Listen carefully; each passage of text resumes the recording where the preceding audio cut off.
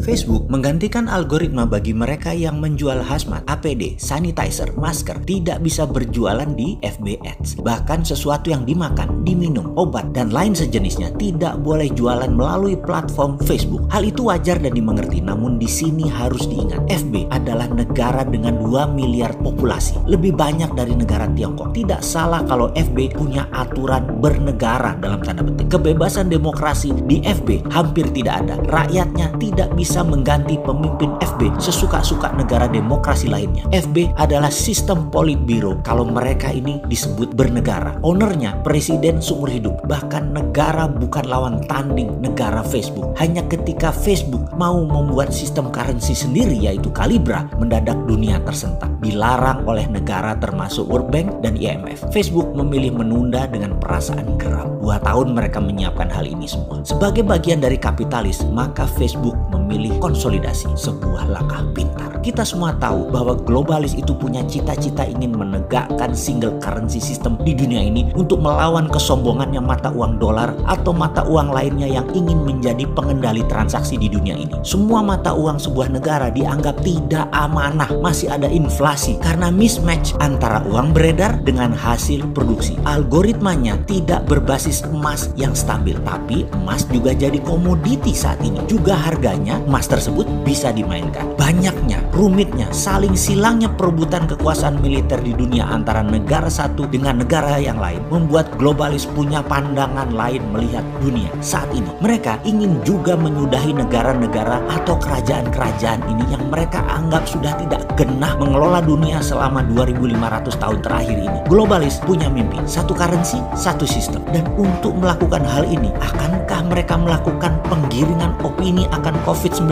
ini? Percayakah bahwa tanpa sosmed, Instagram, Twitter, WhatsApp, Facebook, dan lain sebagainya, pencitraan COVID akan berbeda efeknya pada saat ini? Apakah ini disengaja? Terlepas COVID ini direkayasa atau tidak direkayasa, namun cuitan dan propaganda saling silang di sosmed mempengaruhi 80% pemikiran pengambil keputusan bernegara dan bermasyarakat. COVID mematikan atau tidak, dunia kesehatan menambah 1 bahkan lebih item akan tindakan medis untuk penyakit efek COVID. Slowdown ekonomi dunia ini direkayasakah? Matinya dunia pariwisata, matinya dunia properti, matinya dunia kendaraan bermotor, juga matinya dunia transportasi udara saat ini. Tidak gampang merecovernya. Akan dibukanya PSBB hampir berbarengan di seluruh dunia, tetap membuat kalangan menengah atas enggan bergerak cepat. Kalangan menengah atas sangat aware dan waspada. Mereka kuat masih menunggu sampai akhir tahun pun mereka masih kuat. Sementara menengah atas di Indonesia mungkin hanya populasinya 20%. Namun 80% ekonomi Indonesia mereka yang memainkannya. Mereka masih kuda-kuda. Mereka masih penuh curiga. Setidaknya mereka memilih hati-hati. Tidak ujuk-ujuk, tidak sekonyong-konyong membanjiri mall, memberi Hermes, memberi Chanel, membeli Rolex. Enggak juga. Benar pasar ramai. Benar semua terlihat ramai. Namun daya beli dan transaksi di bawah di kelas C